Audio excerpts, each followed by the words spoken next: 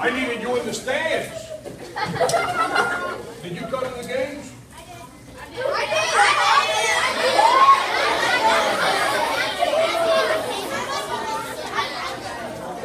Well, here's what I want to do this morning, or this afternoon. It's still morning. That's still morning. No, afternoon.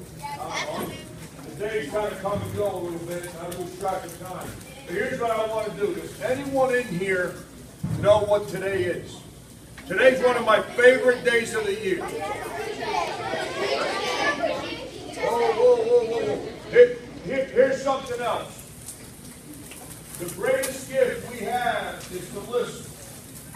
If you listen to somebody, I guarantee you that person will listen to you when you speak.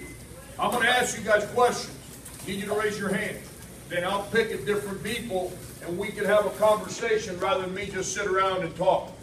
Okay? Somebody, a bunch of you said it already. Let me see a hand. Who knows what day is today? No.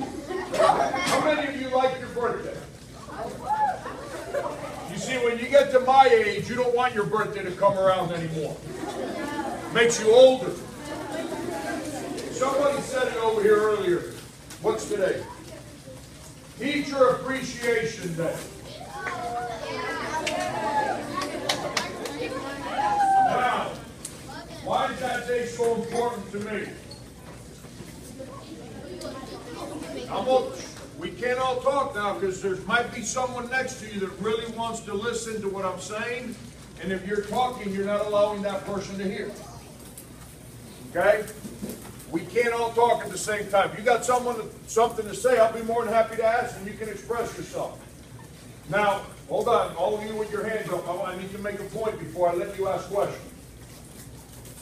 See, when I grew up, when I started my first day in class as a first grader, I did not know how to speak English. I spoke Spanish. And if it wasn't for my teachers, I would not be where I'm at today. My mom worked. I didn't know where my dad was at. So my teachers are who helped me. When I was your age, I had no idea I was going to be a teacher. Then here I found myself later on a mathematics teacher for 16 years. In the same neighborhood I grew up in Miami, Florida. There's a responsibility that as teachers we have to help every one of our students, not just some. I say this all the time. All my years in teaching, I've never ever been around a teacher that sits around and says, I can't wait for tomorrow because I want to make somebody mad. But I've been around a lot of teachers, and you know what they all say that's in common at different times? I'm so frustrated because I can't get this one student on board to what I'm trying to do. And when you're responsible for a classroom, all school year, you're responsible for everybody. So that's the great thing about teachers. I wouldn't be where I'm at today. A guy from No one in my family ever attended college. Nobody. I'm the first one to ever attend a class at a college campus. I chose to help my mother to start working when I was 12 years of age. That doesn't make me better than anybody, it's just the path I was on. What I'm trying to tell you is if I can figure out a way to become the head basketball coach at one of the great universities in this country, whether you're a Gamecock, or you're a Clemson Tiger, or you like College of Charleston, or you like Winthrop, or you like Wofford, at the end of the day, I get to coach in one of the great universities in this country. That's why I'm here today. It's called Martin's Math Club. You guys being a part of that is very special to me.